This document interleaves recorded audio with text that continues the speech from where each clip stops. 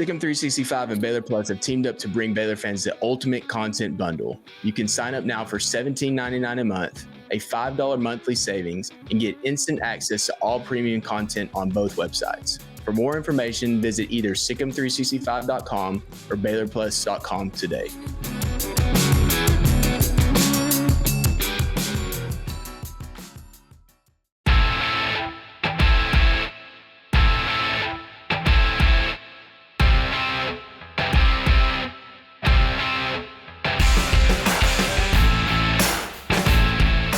What's up, Baylor family? Welcome into Inside Baylor Sports, the official daily podcast of Baylor Athletics. It's Tuesday, October 22nd, and today, Grayson and I will be previewing Baylor's upcoming game against Oklahoma State.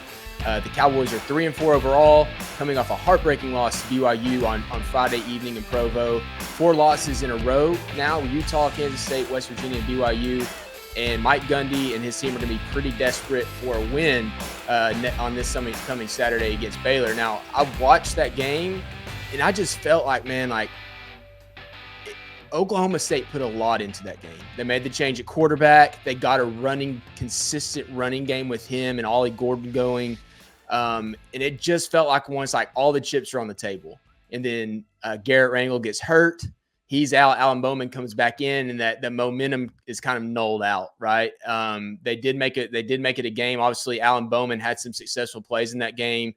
But overall, you have to wonder where Oklahoma State is mentally and where Baylor is mentally as well in this matchup, coming off a big win against Texas Tech. In a lot of ways, it reminds me of the BYU-Baylor game, the way that the Colorado game ended, the way that the BYU game ended, coming off the big win against Kansas State, and just kind of similarities. But the difference is Baylor's playing this game at home, not going on the road. Should be a good crowd, a lot of momentum. I'm just anxious to see which two teams show up for Oklahoma State and Baylor this weekend. I agree. And, one thing I haven't heard a lot of people talking about, and this was a reason that actually a lot of people were on Oklahoma State covering the spread last week, was simply because of this. Oklahoma State had 13 days off and BYU only had 6 days because they played on Friday. Interesting. Yeah. That's huge. That is massive. So you got one team that's putting in all this work through the bye week and having all this time to prepare. And then you're having another team that's not even getting a full week to prepare. That's pretty wild. And so, yes, I think that definitely played into Oklahoma State's favor. I do think that they probably went in there with the mentality kind of like Baylor did for the Tech game of, this is kind of a must-win to save our season type thing. Mm-hmm. And they gave them everything they wanted. They played really well in that game. They played well enough to win that game, but couldn't get it done. BYU is a tough place to play. BYU comes away with the win. And you mentioned Garrett Rangel. He was kind of bringing something a little different for them in that specific game. I've seen him play a lot over the past couple of years. I've not been very impressed with him, but he did play pretty well in that game. It does seem like he's going to be out for a while, so I don't expect him to play in this one. It'll probably be Alan Bowman for throughout. I don't know what their third string quarterback looks like. I haven't really dove that deep into it, but it looks like Baylor's going to get Alan Bowman. But I agree with you. It's like, where is Oklahoma State's head at? I think in general, because you have Mike Gundy, who's just so used to, bad seasons or 7-win seasons, I think most of the time he's able to get his guys ready. But I think this is a really tough spot for them. You're going on the road. You're facing a team that seems like it's getting better and trying to turn a corner in the season. And now you got to go on the road and try to turn your season around. I think it's going to be a very interesting test. And then on the Baylor side of things, it's like, well, who are you really? Are you the team that started the year? Or are you the team that just played against Texas Tech? What does that mean? Can you find consistency, and can you find wins at home, which Baylor hasn't done in over 2 years? Yeah, and very similar to Baylor is that Oklahoma State's played a tough schedule. They played Arkansas early. We saw Arkansas. They're only 4-3, but they've been really competitive in most games up until this week. But then the 4-game stretch: Utah, Kansas State, West Virginia, BYU. Kansas State, BYU legitimately look like upper echelon teams in the Big 12. West Virginia is unique. They blew the doors off Oklahoma State. That game was not even close, the way they ran the football. And then Utah was that was right after early in the season.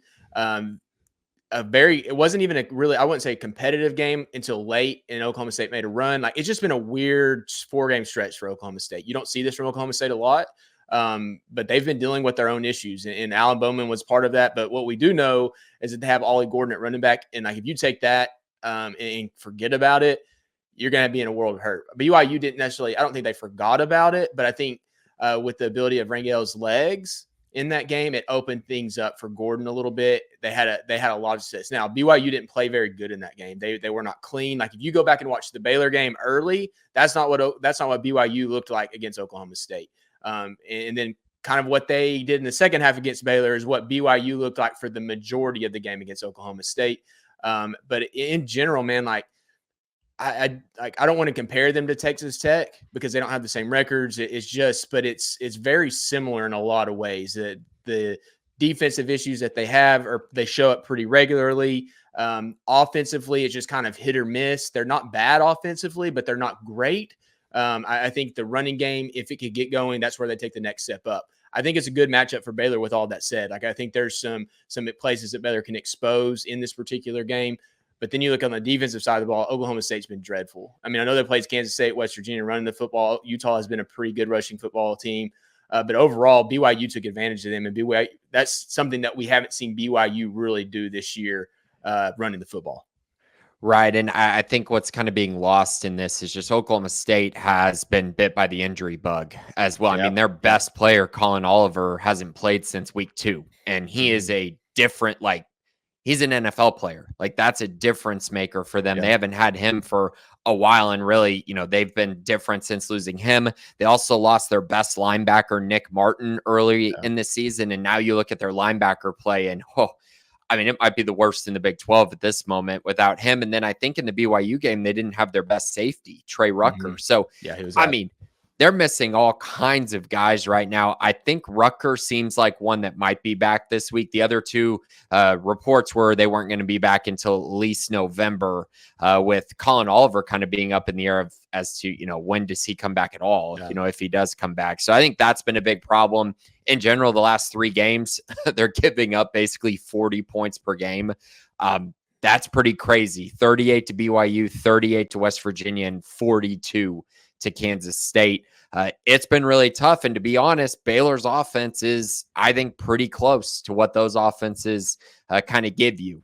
Maybe not as good as K-State. In some regards, not as good as BYU, but I do think they function at a pretty high level, especially throwing the football. And so that's going to be very, very interesting. But you are right. In general, this does feel very similar to the Tech matchup. The two areas that I think are a little bit different come from a talent standpoint. I think Oklahoma State has more talent on the defensive line and more talent on the offensive line. That doesn't mean it has all come together for them, but I do think talent-wise, there is room for them to potentially kind of beat up Baylor a little bit if Baylor doesn't play well. And that's something Tech really, I don't think, had the guys to do that. Yeah, they didn't. If you look at their sack numbers allowed for Oklahoma State, really good. I don't think they're number 1 in the Big 12 right now in terms of giving up sacks. Let me see. Yeah, it's 1. They've given up less than 1 per game. Tackles for loss, they're number 2 in allowing tackles for loss at 3.2.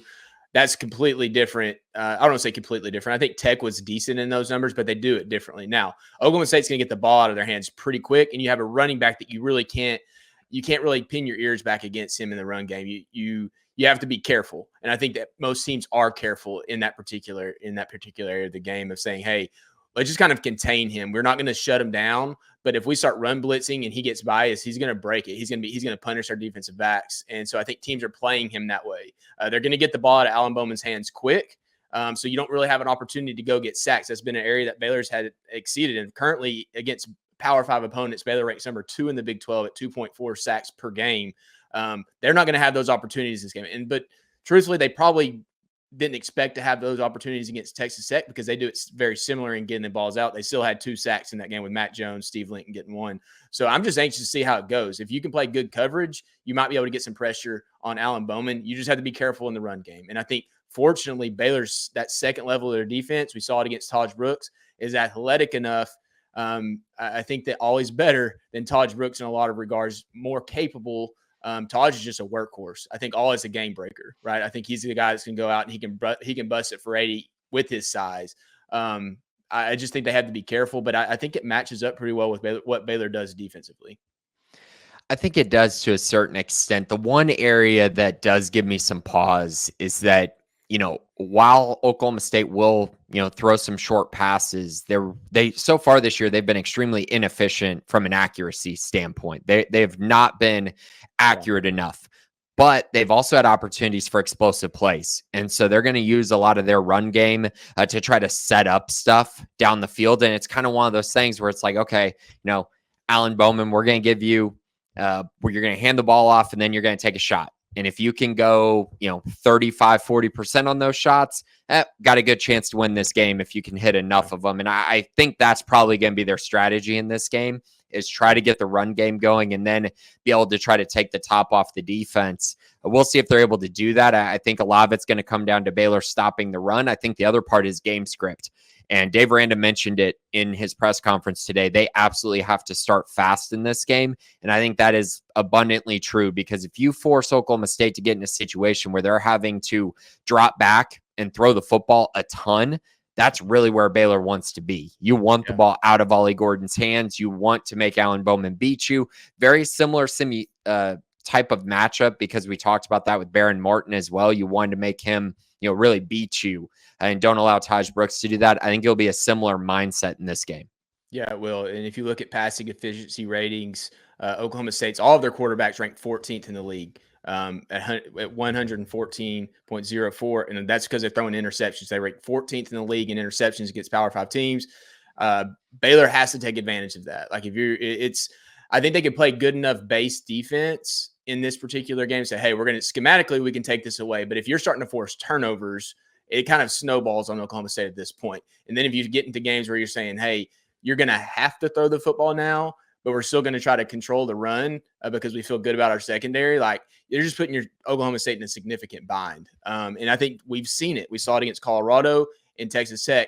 Some of those numbers against Tech came late. They did get over 300 yards passing. That just kind of cheap in a lot of ways. I know that can be addressed in a bunch of different lights, but Baylor's defense in those games against Colorado and against Texas Tech did everything they needed to do in the pass game. This is, to me, very similar, as long as that front seven can control the run game. And truthfully, I think you could try to control it with 6. Oklahoma State's offensive line is experienced. They're old. That was a talking point going into the season. Like, they got guys from I think all 5 of their starters, or 4 of their 5, are from the 2019 class. Like, they're old dudes. Like, that'd be like saying Connor Galvin, like the class right after Connor Galvin is your starting offensive line this year. Yeah. And for Baylor fans' perspective. So, yeah, there is a the team. I think what's scary for me is, like, this team is still potentially capable. Last year, they weren't a great statistical team, but they found out how to win games and made the Big 12 championship. This team is still that team in a lot of ways, except on the defense side of the ball. And we're getting into that. They've just struggled defensively. Like you mentioned, the injuries, like you mentioned Colin Oliver, Nick Martin, and then the safety Rutger being out. But outside of that, man, like, they're getting gashed every single game. I mean, this is 34.2 points per game this year. That's 14th in the Big 12 right now against Power 5 opponents. But if you look up and down the list, it's 16, 16, 15, 9, 16, 12, 11, 11, 16, 16. I'm like, that's not good. Like, that's kind of baffling for me for a Mike Gundy team. And I know they've had the injuries, but if Baylor was putting up this type of performance this year, it's like fire everybody defensively. I mean, obviously Dave Aranda's over that defense, but like, I don't really know how it got to this point from Oklahoma State, other than they have played some pretty good offenses to this point in the season. Right. And I think, kind of just looking into it, I mean, if you want to dive, deeper into, where do they rank nationally? I mean, Oklahoma State is 129th in the nation in run defense. They give up 238 yards rushing per game, 5.66 yards per carry. I'm telling you right now, that is linebacker play. Like, I've watched quite a few of their games. Yeah. Their linebackers just aren't good without Nick Martin. Like, really bad without Nick Martin, still struggled with him because their other linebacker isn't good. And so that's kind of been a reoccurring issue for them. I think their front is actually okay, but when you're getting schemed to take advantage of these linebackers, I mean, it's really difficult. It's kind of it's a similar problem to kind of what Baylor had last year, except Baylor's defensive line kind of just withered throughout the season. But linebacker play, again, wasn't quite good enough. Oklahoma State is having a major problem with that. And then in pass defense, it's like, are you going to pick one, or are you just going to be bad at both? Because they're 109th in the nation in pass defense. They give up 253 yards passing per game. It's dreadful. I mean, there's really not much that you can look at and say, wow, that's a good thing. The one area that I do look at and I go, okay, so how is it different than the Tech matchup, right? So Oklahoma State does have more sacks this year. They're still not very good at it. They're 87th in the nation. Again, when they lost Nick Martin and they lost Colin Oliver, you lost a lot of those pieces, right, and those numbers that came with them early in the year. So really, without those guys, I want to say they're at like 6 sacks if you don't include those two, maybe a little more. But again, not very good without them. But the area that is different, and this is why I'm talking about the defensive line a little bit. They're 60th in the nation in tackles for loss. They have 41 on the year, and they average nearly 6 a game. That is their area. That is the area that they clearly have said, okay, we might be getting ran on. We might be giving up explosive plays. We might be giving up a lot of yards in various aspects. But if we can get teams to 2nd and 12 common, a bunch, or 3rd and 10, we have a chance. And I think that's what they're trying to do. Baylor currently is 0-3 on the year when they allow 5 or more tackles for loss in a game. So that is a kind of one of those stats that you look at and go, okay, Baylor's going to have to be able to control them up front. And I do think I think they're much more talented up front than what they saw from Texas Tech this past week, even though I know the results are still the same. Yeah, Tech was actually, they had the guy go out early in the game with an injury. Banks. Yeah, and they've had their own injuries on that side of the ball as well. Some of the guys are back, some of them not back. So it's truthfully, and you hate to look at injuries in this type of light, but like it's benefited Baylor in that particular game against Tech. Like it was just, Tech had actually been a pretty decent run defense up until that game. And then Baylor, like, I guess it's just like that balance of like, yeah, they had injuries, but Baylor still rushed for 7.7 yards per carry. I mean, like they kind of just, once that game started going, they took advantage of it. Like you want to see them do that in this game against Oklahoma State as well. And I think what we're going to see happen more and more, Sawyer Robertson, Big 12 Offensive Player of the Week this week, throws for 5 touchdowns last week. That passing game can open up more. And you don't want to have to build your offenses that way, but it does. Like if you're showing we're going to pass with success, even if you're trying to take it, or if you're not trying to take it away, we're going to do it. It opens things up for the rush game. We saw that a little bit late in the game against Texas Tech. If they can go out and run the ball against Oklahoma State the way they did against Texas Tech, and I think there's the potential for that. That Oklahoma State's going to pay a little bit more attention to it, but like you have to feel really good about Baylor in this game, because like if they have to commit more in the run game, you're talking about a defense that gives up, in terms of 20-yard plays, they're ranked 16th in the Big 12. In terms of 30-yard passing plays, they rank 16th. In terms of 10-plus yard runs in the Big 12, they rank 16th.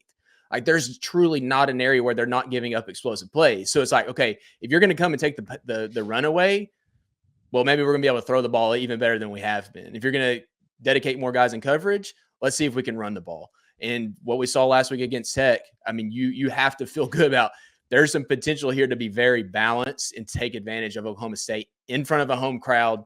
I mean, just kind of take the sails out of them. Starting fast, like Dave Aranda mentioned, could be a major component of this game, especially if you can do it running the football. Certainly will be. And if Baylor can run the football, you're taking away Oklahoma State's ability to potentially get sacks, potentially get tackles for loss if you're actually having success running it. I have some concerns about whether that's going to be consistent this week. I think there's clearly an opportunity. I mean, Oklahoma State has not shown that they're going to put up much of a fight in the run defense category, but I still have concerns based on what we saw early in the season. If, is absolutely. Baylor really the team that played Tech, or, are they going to have some struggles occasionally? Because the last time they played at home against BYU, they could not run the ball at all. And then you look at BYU and they're getting gashed by Oklahoma State. And it's just like, okay, so, which team are they going to see on Saturday and which Baylor team is going to show up? I think that's a big question, but I think you're right. Like in general, this game sets up very well for Baylor's offense to succeed again and score a lot of points and really play well. Currently, the over-under is at 64.5 for this game. So Vegas is thinking it's going to be pretty high scoring, and the favorite has shifted a lot. I think Baylor opened at 3.5 point favorite. this morning, they're up to 6.5. So, I mean, it's definitely growing. I think there's a lot of confidence and optimism that, Baylor's going to have a good game plan. I think fans are wanting to buy into this game and wanting to have the expectation that Baylor should win this football game. But again, I think this game truly is a culmination of a lot of factors. When we've talked about this, like Baylor has to win home games in the Big 12. You have to get fans excited. They're 0-8 since that Kansas game in 2022 against Big 12 teams at home. It's been over 2 years since they've beaten a Big 12 team at home. That is absurd. I mean, when you think of it like that, and that this is a big moment, I think, for Dave Aranda, for the staff, for the players, for the fans. Like, this feels like the game where you have to take advantage of what's been given to you and have to build on this momentum that you've all of a sudden started to gather after the bye week. Yeah. I mean, you look at a season that was at 2-4, you win this game, you're at 4-4 with 4 games to go. And there's a lot of confidence building there. You go into a potential game against TCU, night game now, just announced that it's going to be a night game, blackout game. They're honoring the 2013, 2014 Big 12 champions. That game could have a lot of hype around it if they're able to win this game. And it's hard to say that for a 4-4 team, but man, Baylor fans are hungry. Like they want something to be excited about with this team. We've seen everyone get frustrated with the results, but you give them something, they're going to come back. It's going to have that potential to come back. Homecoming this weekend. But yeah, man, like I think going back to your point, I kind of got on a ramble there, but going back to your point about the rush defense and okay, what is BYU being able to run all over Oklahoma State being able to run over all BYU. But if you look back, and I know they've faced some pretty good rushing teams, Kansas State, West Virginia, but even back to Arkansas and Utah, 4.94 yards per carry, 4.79. Then Kansas State, 8.8. West Virginia, 5.9, basically 6 yards per carry. And then BYU, 7.1. Baylor, I don't think is going to replicate what Kansas State or West Virginia did, but BYU being able to rush for 7.1 yards per carry, that's kind of the telling factor of like, okay, what is Oklahoma State? Is it more of the the offenses that they're playing being good rushing offenses, or is it more of who they are? And that BYU game, even though BYU's good, they're ranked, whatever they are, number 11 this week in the country. They're a really good team, but their strong suit has not been running the football. Now they got their starting running back in LJ Martin back and healthy, and he looked pretty good, but he's not a game breaker. He's not a guy that's going to go out there and just say, hey, we're going to give you the ball once, you're going to go get 80 yards. He was consistent, found holes, but I think Baylor has a running back in Bryson Washington that, given the opportunity, he can do very similar things. And I think that's what gives me the most of, BYU starting a former, just a few games ago, defensive lineman has shifted over to center and is starting, and they were still able to do that. So I think, man, it goes back to that. Figure out how to run the football and then let things open up in the pass game. And if you do that and get it rolling early, it could create some momentum in this game. And I don't want to say that Oklahoma State's going to turn over and say, hey, we're not going to play this game anymore. But if you look at the losses that they have recently, outside of the BYU game where they spent a lot of effort and energy into it, West Virginia beat them by 24. Kansas State beat them by 22. And that goes back to the Utah game where they lost that game by 3, and they were down by, I believe, 16 or 17 in that game. And so, like, they have struggled. And you just, like, first point of this podcast, where are they mentally if they get down in the game? Baylor has to get out to a fast start and make them make that decision of, are we going to continue to play at a high effort in this game? Right. And I think the point you made about the run defense is a very important one. It's going to be something we're going to mention for sure on the offensive takeaways. Because, yes, I think Bryson Washington should have success based on kind of how these games have unfolded. But the one thing that these teams basically all had in common, these last 4 games really, and the Arkansas game, is the quarterback running game. It has crushed Oklahoma State. I mean, I think Retzlaff had over 60 yards. Avery Johnson had over 60 yards. Taylon Green, I think, had over 60 yards. Garrett Green had 86 yards rushing. Yeah. And then, I mean, you even go back to Utah. Isaac Wilson had 41 yards rushing. Like, Sawyer Robertson is going to have to run the football in this game because there's going to be openings for him. And I've seen a lot of people asking, why is he not running the ball more? Why is he not?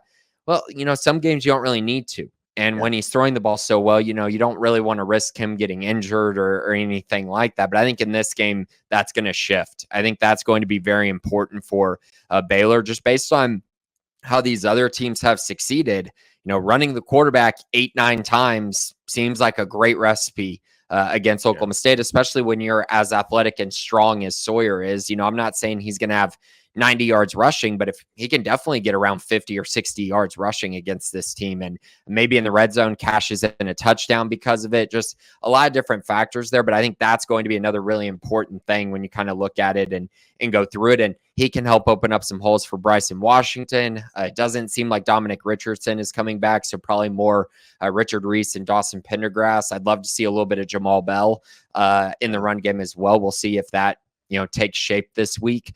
They should get Ketron Jackson back, according to Dave Aranda, which would help the offense even more. So yeah, I think they're in a good place. They're just continuing to try to get better and better and build on what they've done. And Oklahoma State is going to give them an opportunity to just go right off, right where they left off against Texas Tech, scoring 59 points. Just turn around, show up against Oklahoma State. Not a lot has changed. You're still facing a bad defense. Ride that momentum, ride the home crowd, and hopefully, that ends up being a win for Baylor. They desperately need this. I mean, Aranda desperately needs this in front of the home fans. This is a big one. You want to get fans brought in, show up on homecoming and have a big-time performance. That's how you do it. Yeah, I think you made a good point about the rushing quarterbacks against Oklahoma State. Probably a lot of that has to do with Colin Oliver not being in there, kind of as an edge defender, obviously Nick Martin. But when you're putting those linebackers and ends in predicaments, and you're not very good at those positions, you're going to struggle against zone reads, kind of RPOs, whatever it might be. And I hope that Baylor can go in this game and not have to rely on that. I hope they can just hand it off. But if you're struggling at any point early, I imagine you'll see it. And something I'm going to throw out there, and it's kind of the forgotten piece, kind of in general, but there might be a role for DeQuan Finn in some of these games late. We saw him play for the first time since the second game of the season against Utah, and we've known how athletic he is, and he took it around the end, and nobody was touching him. You get him into one of these games, he has the ability to throw the football well enough that you can't key in on the run. There might be an opportunity for him to make a big play in one of these games, and maybe not in necessarily a huge situation, but it might be in a game where you're up 7 points, 10 points, and you get him in and he breaks a long one and just gives you all the momentum for the rest of the game. I don't want to discount that possibility. I'd hope Baylor doesn't have to get to that point of where they're saying we're going to rely on quarterback run, because if they can go out and run it with Bryson Washington and their running backs early, Sawyer probably doesn't carry it. But there could be some opportunities for the quarterbacks to do that. And I don't want to say that the key to the game for Baylor is running the football, but it's the kind of like the indicating factor. Does Baylor win this game, by 6 points, or do they win this by 14, 20 points? And if they can't run the ball, we might be talking about a loss, because Oklahoma State, if you're not running the ball against them, that's kind of it's like the base level. If you're not having success there, what are you doing?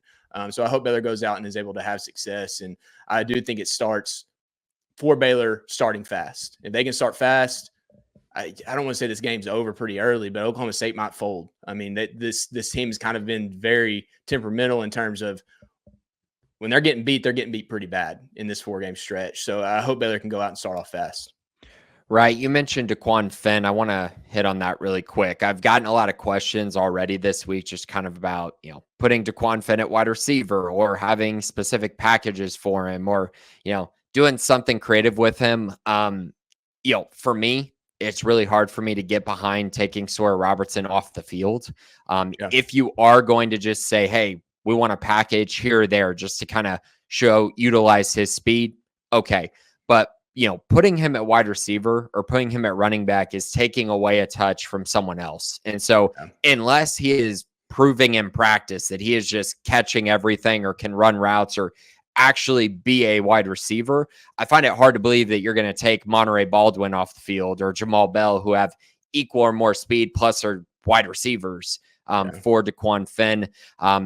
I think we saw his speed. We saw what he can bring to the table. I think his biggest thing, and honestly, I think this was my biggest takeaway from it, is he's clearly not given up on the season. He's bought in. And that is massive to have him completely bought in. You got Sawyer Robertson running up and down the sideline when he scored that touchdown. You got Finn just being excited after he scored, everyone giving him high fives. That's the biggest thing. It's been really hard for a Baylor quarterback to be healthy throughout an entire season. It's been really, really challenging. And obviously, I'm not sitting here saying, Sawyer might get hurt it could happen. It's football. So to have your backup quarterback ready to go and actually bought in every single week and bought in during game weeks and game prep and enjoying his time is huge. I mean, this was a guy that transferred here this offseason. There's not a ton of allegiance to Baylor. Yeah. But for him to come out in that instance and play hard, run the football, go score a touchdown, act like he's just so excited, on top of the world. Sawyer Robertson excited, the whole team excited. It's big. And one of those moments that when we look back on this season, if Baylor is, 4-6 or 5-6 going into the last game, and if Sawyer Robertson wasn't there, to have DeQuan Finn there as a guy that you can bring in and feel okay about, could be really, really huge and beneficial for this team going forward. Yeah, he presents a lot of different challenges that Sawyer does. I know he has his weaknesses, but both of them do. I think Sawyer has obviously played really well, but the potential for him to come in the middle of a game because Sawyer's injured, the entire game plan shifts for Baylor's offense, and he's getting different reps. He's getting different types of reps in practice. His packages are different because of his legs and what he's going to do. We saw it with the speed option. I mean, we see it every game he's played. He's had runs where he's looked good doing that. And I think before the Tech game, where Baylor showed they're going to potentially have a capable running game, I think that the likelihood of him being used in like a wildcat type of formation was more likely. Now I think you feel comfortable about saying, hey, maybe we should just run the ball, keep Sawyer on the field because of the potential to throw it. But if you get into a game where you're getting bogged down a little bit, it might be a good opportunity for the offense to get out of a stagnant state. And he's a game breaker. I mean, we've seen it. Now we've seen it Utah a little bit, but obviously the game against Tarleton where he showed it. Now against Texas Tech, who was a little bit flat at the end of the game, but he did break it off. I mean, he was moving when he did it, and just creates more issues for a potential defense and where they're headed. So, man, I'm excited about this game, and it's hard to really explain the feelings of coming off a win and then coming back home to play another winnable game because Baylor hasn't had it in so long. And I think that's what Baylor fans should kind of latch on tonight. Ride the excitement, create momentum for your own team, because not that there's not going to be other opportunities, but it could drive this team to, winning 4 of their last 5 games, right? Like there's 3 games at home, 1 game relatively close to home. If you're an X factor, to just give them energy at a home game, go and do it. It might be the difference in the game, right? Like I just think for Baylor fans in general, they've wanted this. I'm really anxious to see how they show up on Saturday against Oklahoma State. I am as well. And the season's right in front of them. We mentioned this going into that Texas Tech game. You win that game, and really it's well within your control that you can make a big run towards the end of this season. And I would say you got to continue to build off of that. So if you win this Oklahoma State game now, schedule opens up even more. You win the next game. Holy cow. Like, what could this season actually turn into? It's really interesting, Colt. I know last week and for a couple weeks now, I mentioned, what some of these teams are going to face before they play Baylor. And I kind of just want to run through it really quick before we end this podcast today, because I think it's just really important to keep in perspective that, you can look at the schedule now, but that schedule changes as you get closer to it. Teams fall off, teams play really well, teams, various things can happen, but Baylor's schedule going forward, obviously they play Oklahoma State this week. TCU's got a matchup against Tech, and then they play Baylor. So not too many shifts there as far as their record before Baylor. But then you look at West Virginia, who's at 3-4. They have to go to Arizona and then to Cincinnati before playing that Baylor game. Interesting nugget there. Dave Aranda is currently 4-1 off of bye weeks, and he's got a bye week before that West Virginia game as well. West Virginia has a bye week too, but they will have just played 2 really interesting games, to say the least, on the road. You would think that they'd at least go 1-1, but they could easily lose both of those games, and it really wouldn't shock me at all. Then they get Houston. Houston sitting at 2-5. Houston has to play Utah, Kansas State, and at Arizona. Their next 3 games. Brutal. There's no way that they're going to be in bowl contention when they play Baylor. They're going to have at least 7 wins. They might have, or 7 losses. They might have 8 losses. And then the final game of the year, Kansas, who's 2-5, and they just have murderer's row. This is unbelievable. They got at Kansas State, Iowa State, at BYU, and Colorado before they play Baylor. 4 teams in the Big 12, in my mind. Yeah. I mean, based on what we've seen. So yeah, they're in a predicament right now. They're not going to be in bowl contention at all when that game comes up either. So these things, they can change throughout the season. Again, that doesn't make them guaranteed wins, but I do think when a team loses bowl eligibility, it does take it can sometimes wear on them and cause some bad performances. So it is something to keep an eye on as things move forward. This schedule, we said it opened up, said it got significantly easier, and it's very clear that it has. These teams are some of the lower half teams in this league, aside from TCU, and West Virginia's kind of in the middle, Oklahoma State's kind of in the middle. So yeah, Baylor's got a lot of opportunities, and they got to capitalize, especially in front of the home fans. Yeah, we learn more and more about each team every single week, and I think that you look at Oklahoma State and TCU, maybe West Virginia to an extent, had looked at Baylor and said, "Oh, that's a win." For them, it shifts a little bit, and it might shift a little bit more next week, where it was, dang, they just scored 59 points on Texas Tech. Where's our D? And that's from a fan's perspective, right? Like, that's just kind of the mentality of everyone, where the momentum's going. But to your point, like, it's changing from Baylor fans' perspective, but also from opposing fans' perspective of where Baylor's going. And, how many of them will take it with a grain of salt? There's reason for that, because things change from week to week. But yeah, man, there's a lot of left of this season to play. And Baylor, by winning at Texas Tech, says we're not done yet. And I think Oklahoma State tried to do that last week against BYU. And now I'll go back to it. Where are they mentally with that? Now they're having to go back to the quarterback they benched for a different quarterback. Where is his headspace? Where is Ollie Gordon's headspace of saying, man, like, I'm going to be in the NFL next year. Like, what are we doing? I think this is kind of the last flip game for him of saying, do I, really push out for the rest of the season? Or do I maybe say, hey, I'm hanging it up and limit my workload for the rest of the season? So there's a lot weighing on this game for both teams. I think Baylor's in better position. So really, really excited to see how this one plays out. A lot to talk to all of you about the rest of this week. Jerry Hill will join us tomorrow, and then we will have an extra mailbag episode. So if you're finishing this podcast with us, get ready to give us some questions that we can answer for you and kind of ride this wave of momentum for the rest of the season and see where Baylor can go. But for this episode, that's all we have for Inside Baylor Sports. Thanks to each of you for listening. As always, for Grayson Grunhafer, I'm Colt Barber. Have a great Tuesday, and Sick 'em Bears.